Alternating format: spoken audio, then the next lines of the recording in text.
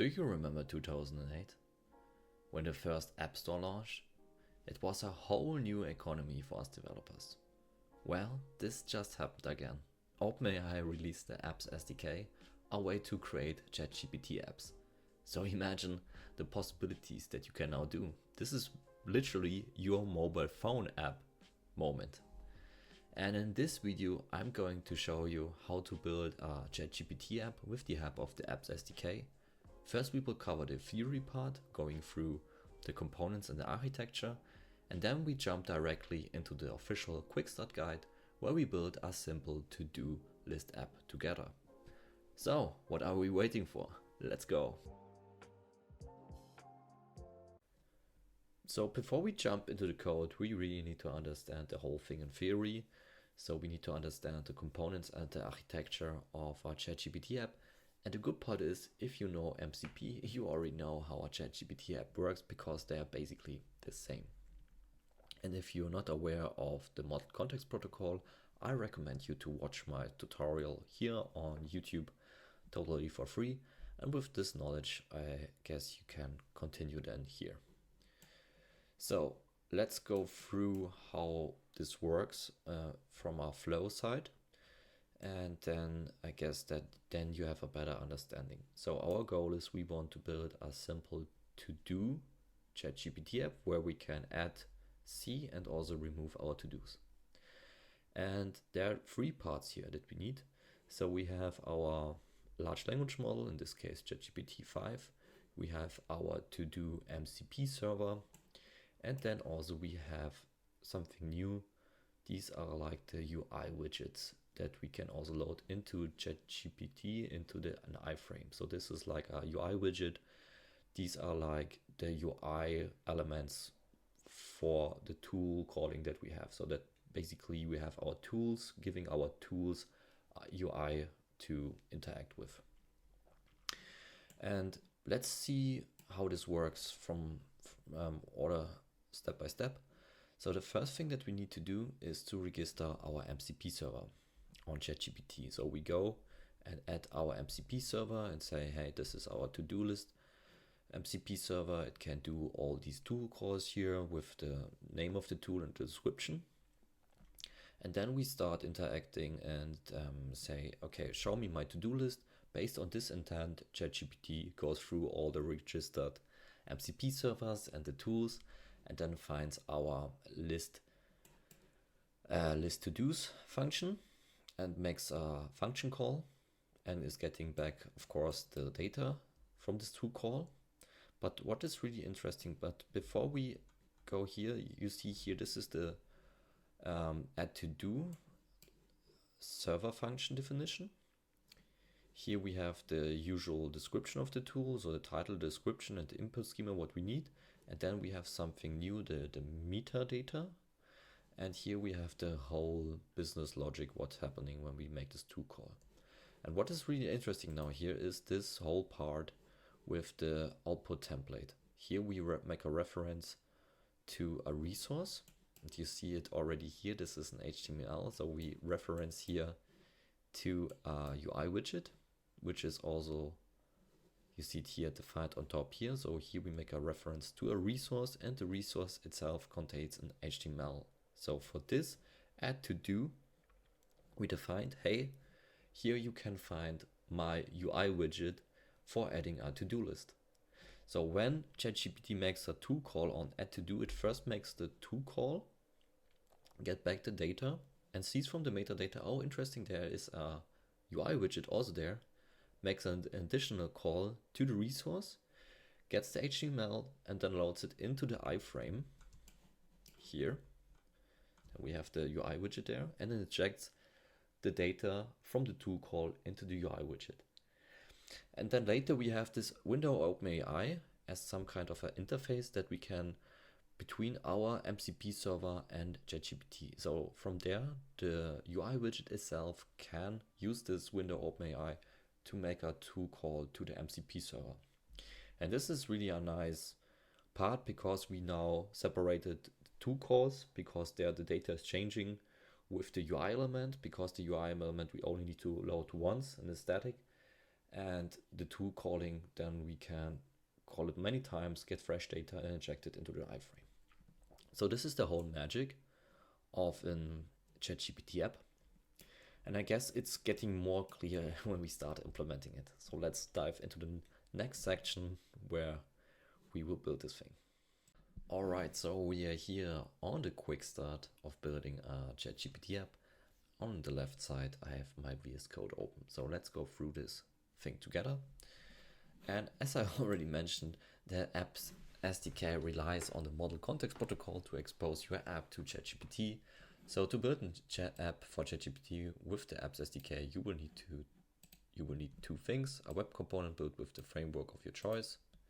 So this can be plain HTML or of course React, and a Model Context Protocol server that will be used to expose your app and define your app's capabilities tools to ChatGPT. And this quick start, we will build a simple to-do list app contained a single HTML file that keeps the Markdown, CSS and JavaScript together. And there you can also find more advanced examples if needed. So here we start now by defining the to-do widget HTML, and therefore we need to create this in the public folder. So let's do this. Create a new folder here, public, and here the to-do widget HTML. And if we paste this in, you will already see here, you see window OpenAI call tool. So we can make from the web component, from the UI widget, a direct to call. We also have then here, for example, the output of the tool, the task, and also here window OpenAI tool output task that we get from ChatGPT, and then we can use it here in our HTML, and then we iterate over this task and create a new item, and yeah, basically create all the to-dos here. Here we have the styling, so nothing special in here. Okay, so from here we have it now, and here it's also mentioned the window OpenAI, so it's the bridge between your front end and ChatGPT. And when ChatGPT loads the iframe, it injects the latest tool response into the OpenAI tool output, as we already know. So now we have our app, and now we need to expose our app with the help of the MCP server. And this example, we will use here the Node SDK for building the MCP server. So let me install now here the npm packages.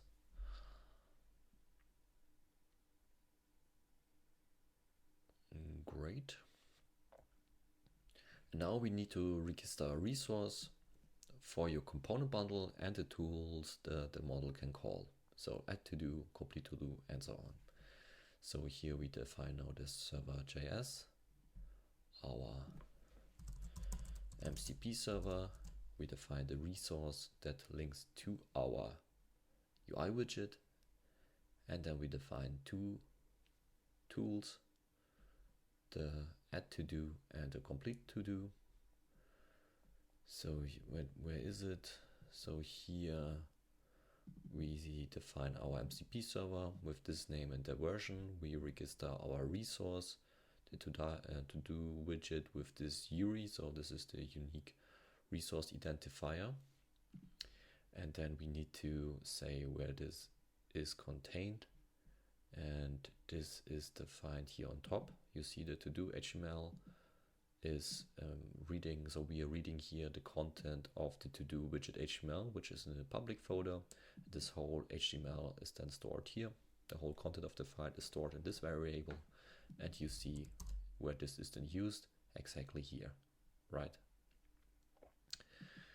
Great, so here we have the resource, and then we have our first tool, the add to do. As we already gone through this with the logic here in place, complete to do the same. Now we define here the port. We'll first look on the environment variables on port, otherwise as a default 8787, and the endpoint path is /mcp, and this is important, we will need this later. And now here's the part where we now spin up our server. With all the goodies here in place on the access control header stuff, we define what HTTP methods we can use: post, get, and delete. And then we start here our HTTP server listening. And if this was successful and the server's up and running, we have done here a simple console log. So this was a speed run just for the server definition. Now we can run this thing locally here.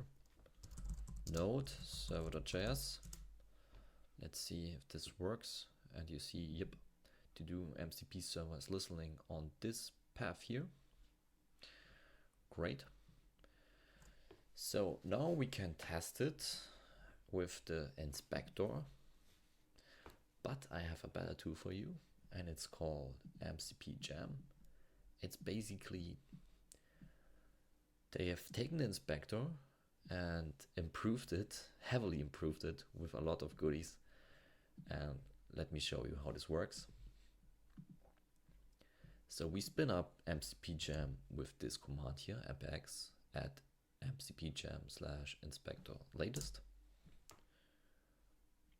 So what we now will do, we will use MCP Jam, aka the inspector, to first test out the MCP server locally. And if this works, we will then later add it to ChatGPT. So we have now this UI then in place. I guess you first need to log in, but this is really simple. Here we add now our server, and let's give it a name. This is our to-do list server.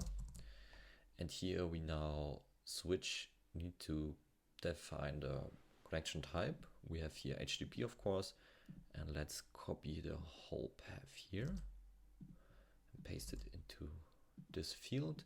We have now authentication at this point, so add server, and now we are good to go. You see we are connected, really nice. And let me also clear the logs here. From here we can now also see our two tools: complete to do, creates to do. If we want, we can also execute them. We see our resource as well. But what is really cool is, what I really like, is the playground. You see we are now here connected with the to-do list server, and we can now test it if we would also like test it now on ChatGPT. So add a to-do buy coffee to our list. Okay, there's now a little issue displaying here the widget, but we see here the template with the URI that would be loaded.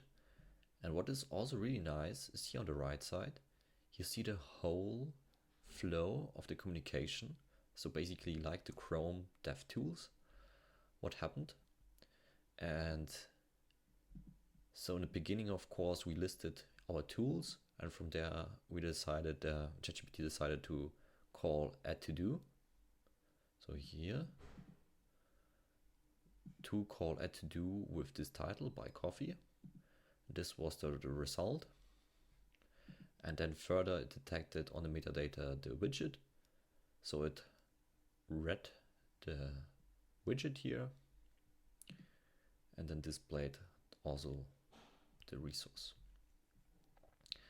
So as you can see, our to-do list MCP server works perfectly fine locally. And now let's see on the Quickstart guide what we further need to do. So,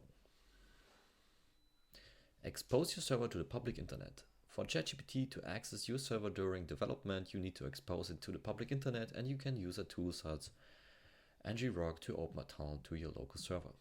So this makes sense because now we all tested it on our network, on our machine, and now we need to expose our local MCP server to the internet so that ChatGPT can access our server. And therefore we use ngrok, but you can also use other tools like local tunnel, for example. And what we now here need to do is basically call ngrok HTTP and the port that we would like to forward. And remember, our port is 8787.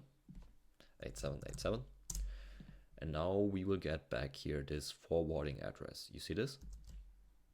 And you see this is now our public URL that we can use, and it's forwarding to this local address here. So let me copy this URL here. Great. Now we need to go to ChatGPT and enable the developer settings. I've already done this, so let me show you how we can do this. So go to settings, apps, connectors, advanced settings, and ChatGPT. Okay, first let me log in. So great, now we're here. We follow this link here. We come now to the connectors. What we now need to do is to, what was it again? Settings, apps and connector, advanced settings in ChatGPT, advanced apps and connectors, and then advanced settings right there, and then make sure you toggle this on developer mode. And then you should be able to see here this create button. And now we can define a connector, and this connector is the glue between ChatGPT and our MCP server. So therefore, now let's define it. So to-do list, what they are using here on the guide, to-do list, and the URL. Okay. I swear when I tried this out, the URL was without the /mcp, and it drove me nuts because it was not able to connect. So now apparently they fixed it here. So this is what I meant, because this is important that you use here at the ending @/mcp. Okay, now let's define it further. To-do list.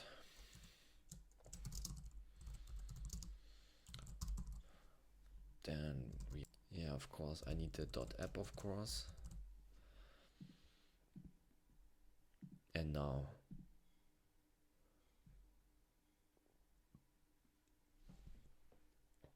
we have added successfully our MCP server.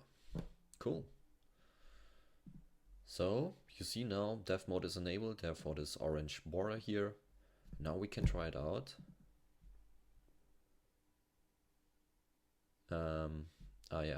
What we do, plus more, and we can explicitly select our to-do app here, as you can see. But I want to test out if we really need to do this, or if from the intent itself it can extract that we want to add a to-do on our to-do app. I want to add a new to-do, buy coffee. Looking for available tools. Cool. So add a new to-do, buy coffee. Yes, add a to-do. And now you see here our web component, our UI widget. Buy coffee, buy coffee, buy coffee, buy coffee. Okay, nice. Thank you for taking care of me. Adding 3 times buying coffee. Nice. Yeah, so, and then from here, the widget itself, don't forget it, we can make the to call itself. So buy milk. Buy milk. And then, yeah, okay. Sadly, we don't have not added any logs here on the to calls, but then we would have seen here that this was done directly called. So we just now covered, of course, the basics, and I hope it gave you a good overall picture how our ChatGPT app works. You will find all the links in the description, and if you have any questions, I would like to see you in our AI Builders community, where I would answer your questions. So thank you for watching, and see you the next time.